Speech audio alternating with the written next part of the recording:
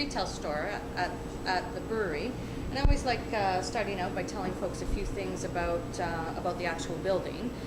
This is the old May hardware store, and originally it was one of the grandest buildings on the main street in Creemore.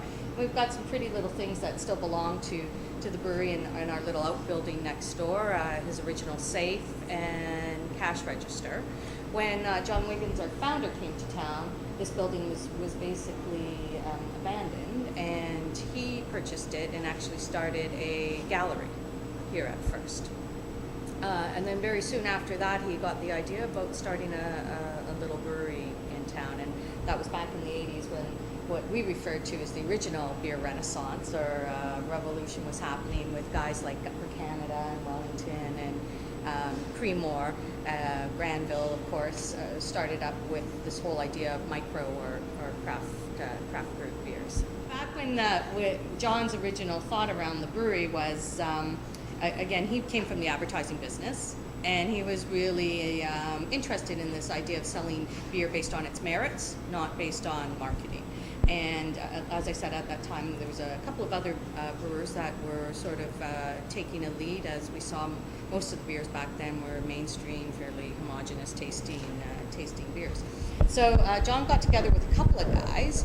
One gentleman just down the road. He was an interesting gentleman because he not only brought some funding to the brewery, but he actually brought the land where our water source is on. And so even today, all the water that's brewed in our Creemore beers comes from the original spring. He has since passed away, but when he passed away, he deeded the land to the Nature Conservancy, with the stipulation that we always have the rights to extract the water from the spring. So it's given us some longevity in knowing that we will always have access to the spring water to make Creemore Springs beer. So people always ask, why is that spring water so important to beer? And well, first of all, it's like 98% of what you're consuming is water, so you better have pretty great water if you're going to have pretty great beer. There's obviously a lot of scientific reasons behind the water source that you have, but at the end of the day, what's important is our beer is the only beer that will ever be brewed with that water. So it really is preparatory. Sorry, a bit of a hard word for me to say this early in the morning. And I think, yes, thank you. And I think, in this world where everything's about local and fresh and terroir, it actually is as terroir as you possibly can get, when 98% of the beer that the ingredient in the beer is actually coming right from the source or right from the area. So I think that's a pretty interesting and topical thing about our spring water. Otherwise, we have 3 other ingredients in the beer: barley malt, yeast, water, and hops. So it adheres to the Reinheitsgebot. And again, we think that's pretty important because we think even just with those 4 ingredients, you can get a diversity of different beers and flavors. We liken ourselves to be great interpretators of classic European style beers. So in a marketplace where everybody's going a little crazy with different beers, for us, we think there are just some of the most delicious, well-balanced beers in the world that are classic European styles, and our interest is interpreting those and bringing them to our market here. And I think that's evident in the beers that we've produced to date. So this is our brew house. Lots of folks know it's what we consider the bakery of making beer, not the kitchen as a lot of people talk about, because obviously beer is more than just putting a bunch of things together and crossing your fingers and hoping it all works out. Obviously it's very scientific. So everything that we're doing in this part, actually in the whole process, is very ingredient sensitive, time sensitive, heat sensitive. Any point of change obviously is very sensitive to the whole process. The basics of our brew house is pretty much like anyone else. We've got a mash tun, a lauter tun, hopping kettle or our copper kettle, and our Whirlpool kettle. So we're going to take our malt, go through the grist mill, goes into the mash tun, cooks up with hot spring water. We're going to change some of the enzymes in the malt to start converting the starch in the malt into sugar, or maltose, not fructose, sucrose, but maltose, which is important for fermentation.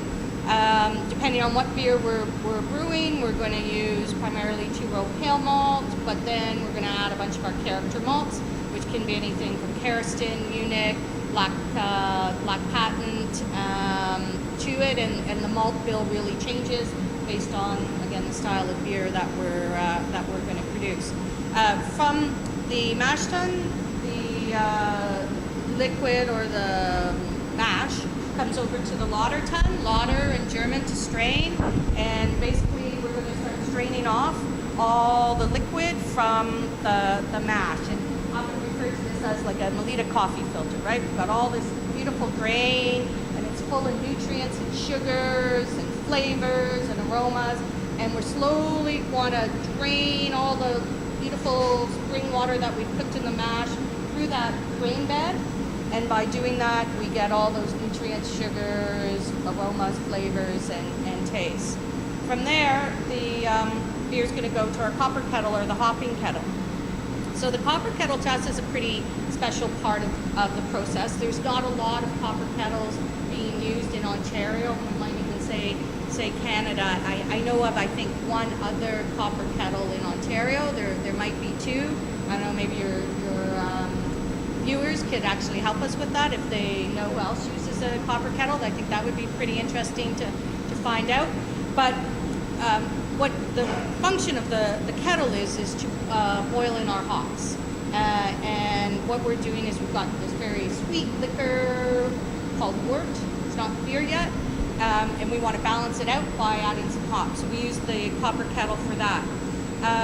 It goes under an extreme boil, so there's an extreme amount of heat. Oh, there we go. Dinner time! An extreme amount of heat is needed for the wort boil, and copper obviously is a very good conductor of heat, so it aids in this very quick and rapid boil.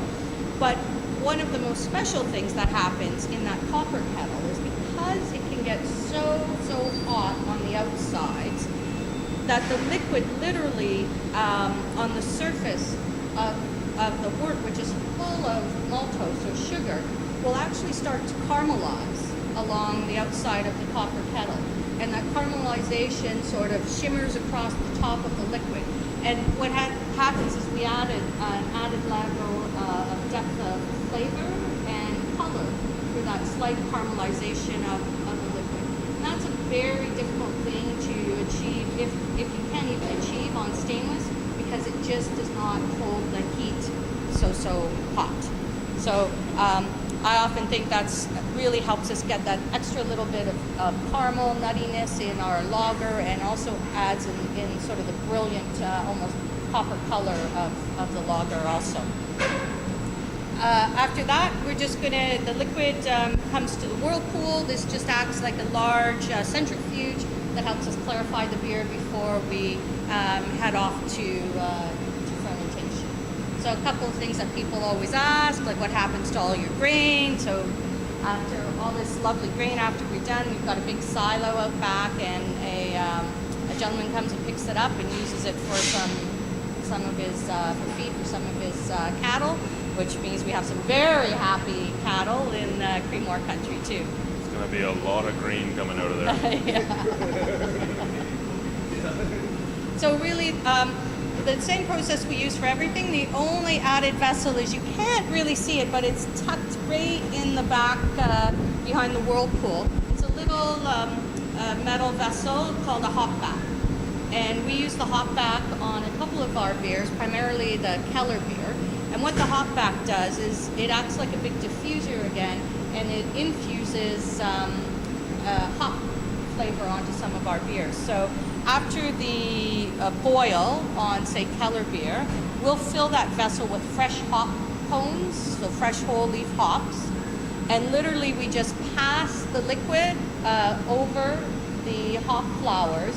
And what ends up happening is all those lovely aromas and flavors don't sort of blend deep into the beer, but sit nice and high up on top of the beer, and you get this really almost farm fresh or freshly picked hop aroma and flavor on the beers, because we don't allow it to sit and maturate into the beer, but just skim it over and pick up everything so it's really bright and fresh on the front of the liquids.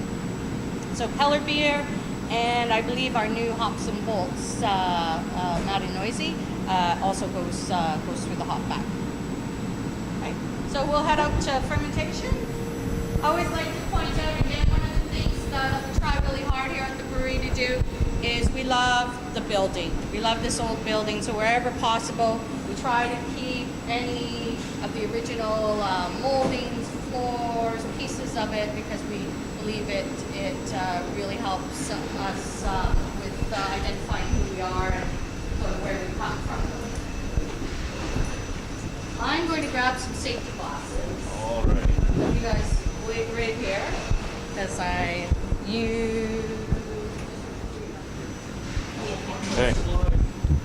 There you go, viewers. Right, that. KFC. Oh, you're good now.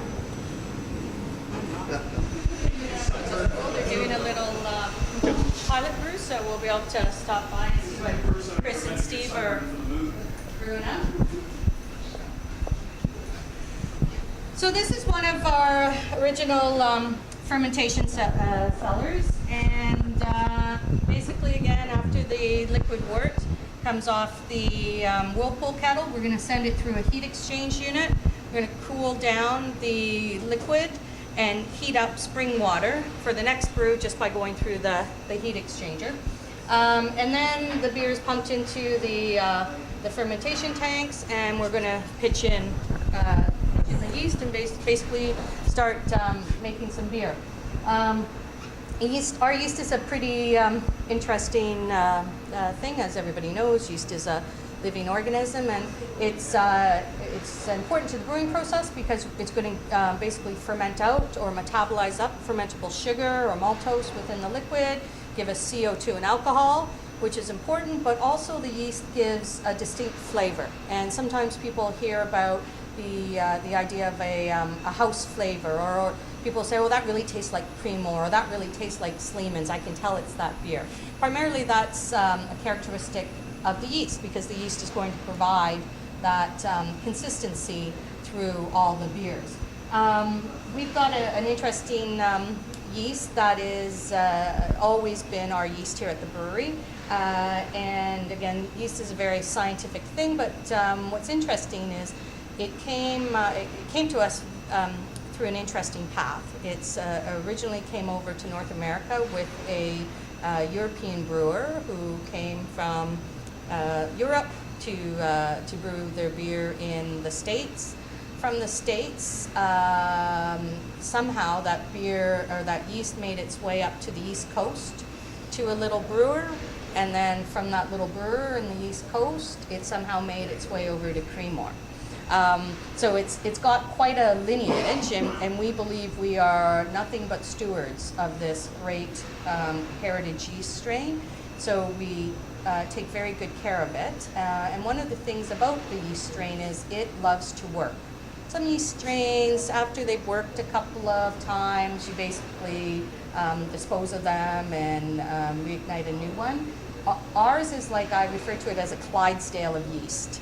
The more it works, the better it gets, and it just loves to get worked and worked, and so we have a very, very strong yeast, which again gives us a really nice, consistent or house character to a lot of our beers. Now, are these fermenters still used? These ones are all still used. Everything is Okay. used. This is our biggest issue right now. We're at fermentation capacity. This is the original fermentation room, and you can see on some of the tanks how we have expanded in the past. So they were much shorter, and all we did was solder and add on to the top of the tanks because we only had room to grow up, right? And so we've kind of gone up as far as we can, and then we had to extend the footprint out. So the beer is for the most part, will ferment out in 2 weeks, and then we don't have conditioning tanks. Traditional conditioning tanks, what we do is we extract the yeast off, and then we drop the temperature, and the tanks all have glycol cool jackets on them, and basically the beer is going to get dropped down to about 0 and condition in the actual fermenters. And then from there, it's going to go off to be filtered.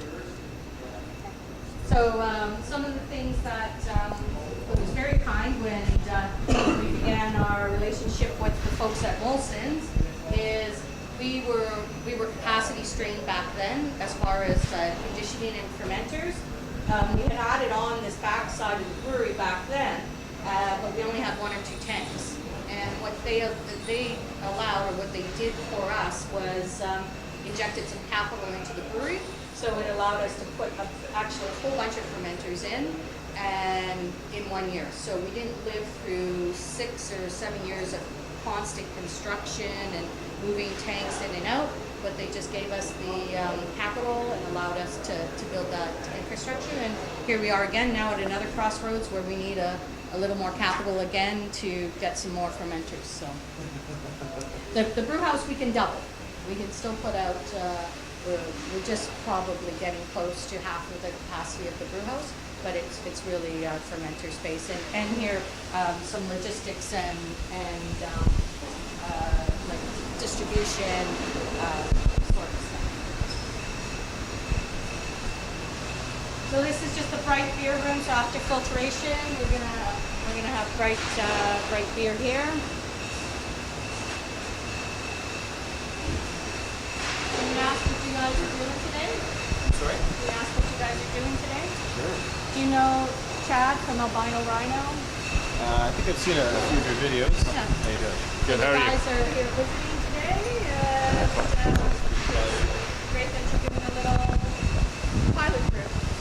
Yeah, this is just the rye beer. 10% rye. Still doing a little pilot for a potential. Sorry, Stephen Chris. Yeah.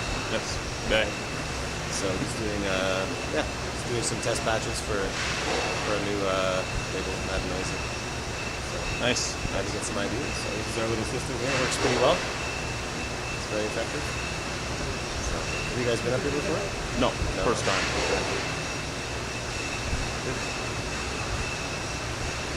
So they kind of built their own system. No need for a professionally made system, I guess. Great.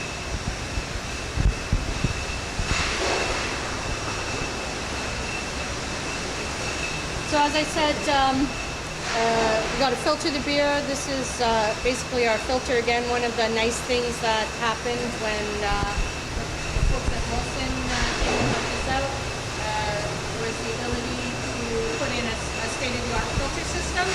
Before that, we used to actually just have an old champagne. Well, actually, it was not a champagne filter, but a champagne filler, but a system that wasn't as high-tech. And for us, this is our only point of filtration. And so obviously having a very good filter system at this point is great. We don't pasteurize anything. This is the only step of filtration, and really it's about getting out the bits and pieces that are left in the beer after a fermentation, whether it be yeast, barley, hop particles. And it works on diatomaceous earth, and it just builds filter pads in the cartridges. And as we push the liquid out, it filters the beer.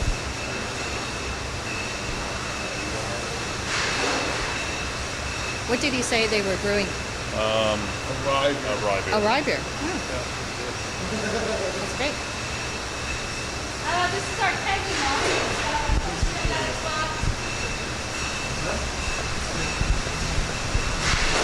It's unfortunate it's not up and going today, but basically 50% of our production comes off of this one line. And all our beer is exactly the same, whether it's kegs or bottles, comes off the bright beer, and we just may choose to keg some of it or bottle. When we get over to the bottling side, what you'll see that's kind of unique to Creemore is we only have ladies working on the line. So we've got ladies on the bottling line, on the racker. Pretty much all production is ladies.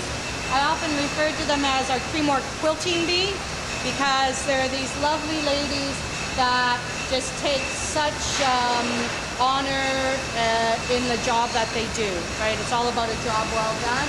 And if you don't toe the line with those ladies, you're in trouble. Let me tell you, you do not want to piss them off. Yeah, I saw that on the Undercover Boss. So again, it's the racker. Unfortunately, it may be later. It might come up and be running. So before you leave, you might be able to come back down to it.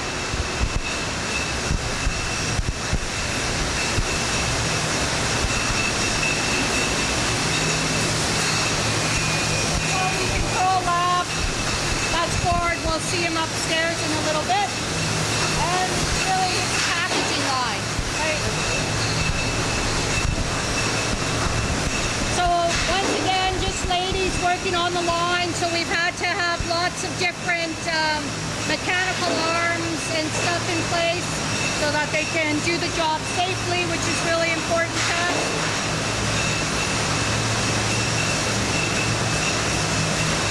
But basically all the bottles start at the far end of the hall. They're loaded on pallets. They come through. They'll go through a rinse, the filler.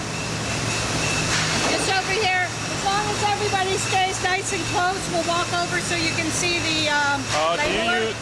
Do you use new glass or recycled? We always use new glass. So we're kind of a port of entry for new glass into the system. Stay close so that I don't get in trouble.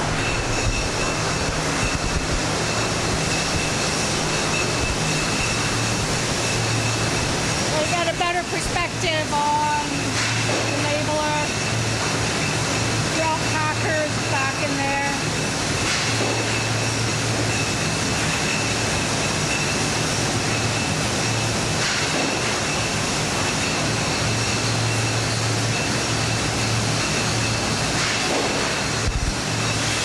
Everybody likes, right?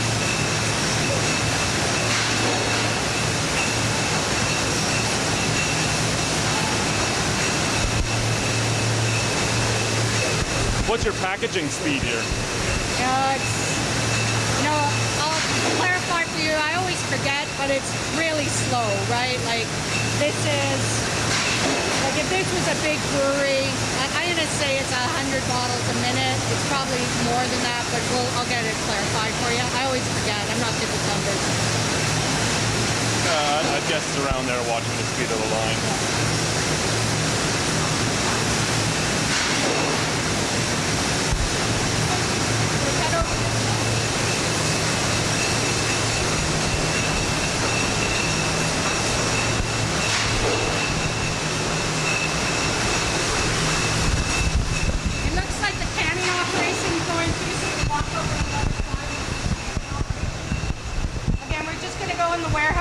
If everybody can stay close by, there's fork trucks, watch for the beat. Stay tight. Yeah.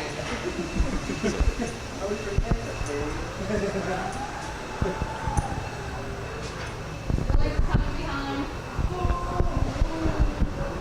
Hey guys, come on, we'll just make sure everybody's right here. So this was basically... Good, how are you? Oh. Get out of Willie's way here.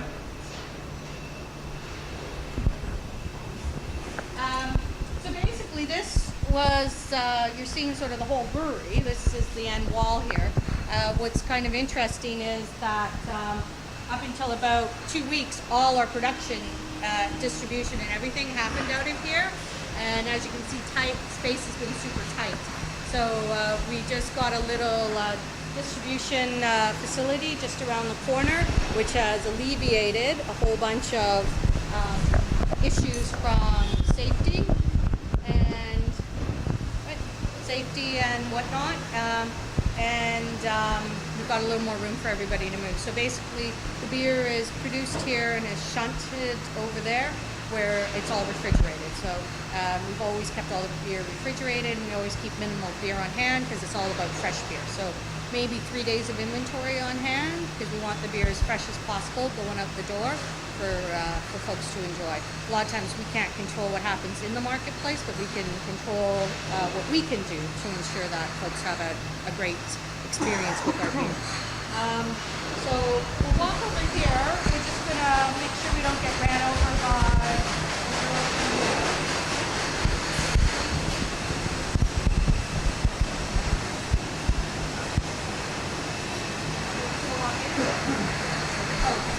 We'll wait for this. We'll wait for her to get out. Very good drawing.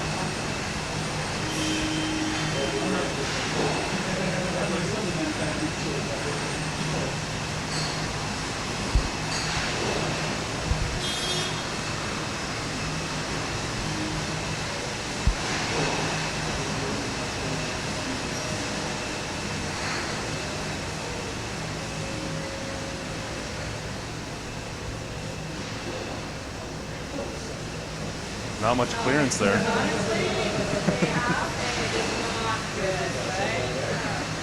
Yeah, there's not much clearance there. Again, even now. So we're getting ready to do is this cooler is going to be knocked out. We'll have a little more room for storage. Again, a lot of the storage now is off-site too. And we're getting ready to install a large bottle, 650 ml bottle filler, which will go in here. So probably for things like Mad and Noisy, and also what we're finding is as we export across the country, definitely different regions require different packaging options, and large bottle is a real interesting one for Western Canada where they just like to see things out. Okay, so we're going to go quick here and then kind of run away from a lot of the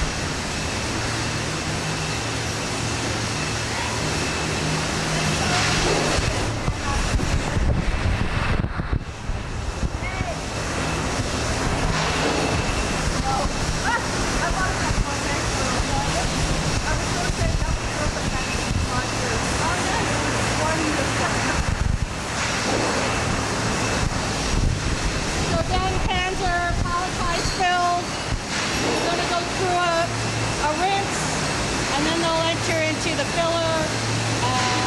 Everything's automated.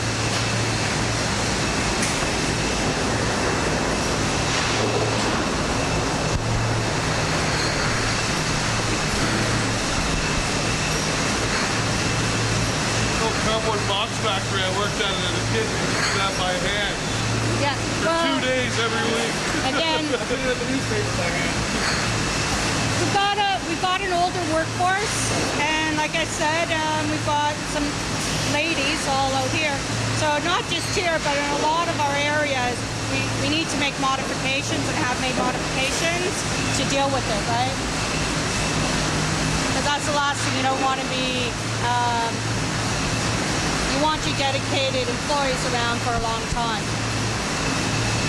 I wish I had that at work when I'm wrapping this kid.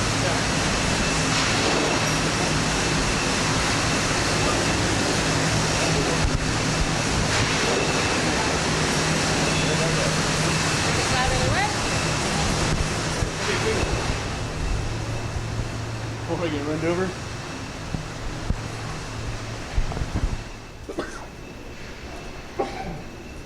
Show up the mess with that. I don't know, is that what kind of you guys are looking for, or? Yeah, that's great. And usually what we do is just kind of go through the brewery and do the tour. Right, And then when it gets to the interview, I always feel bad because it's, like I know you guys know lots, so it's like, Well, it's great for the viewers anyway. They all want to see the inside of the place they get the beer from.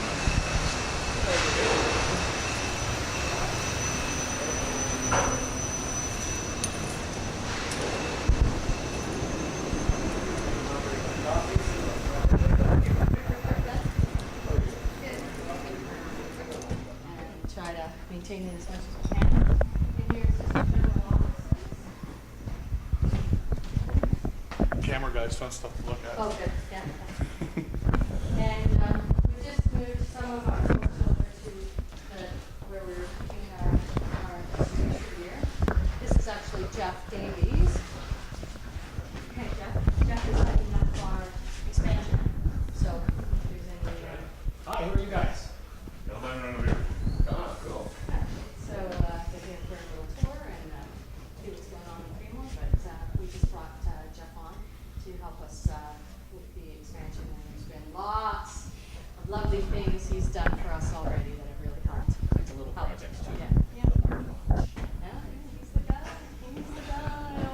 storage bottle. Anyways, so thanks. Enjoy yourself. Less trips to the fridge, right? That's why it's popular out west. It's a long ways to the fridge. You too. Just accounting, also like interesting things like some of these arches weren't here. They were different parts of the building, but as we've expanded the offices and stuff, we've always took care to keep again as much of the original infrastructure and just move it.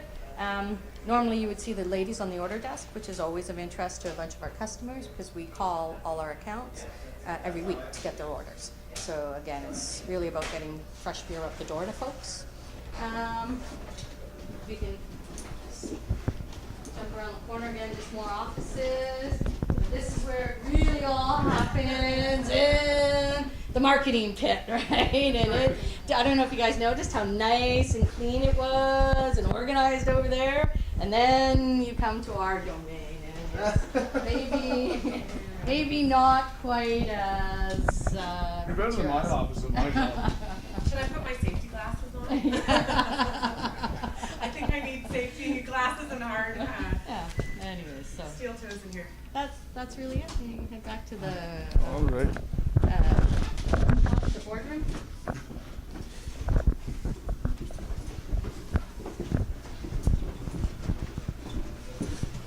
So I know it's a little early in the morning, but All we have to say is shit. yeah, can I get you guys up here? Oh, my God. Yeah, I'm sure. We're not 2 hours sleep, so it's not like There we go. So I know Verbach is just out. I'm pretty sure there's a keg of popsicles somewhere. Folks, you know what time it is? That's right. It's the Albino Rhino beer review. Good or bad or old or new. Sip away the night with all our friends.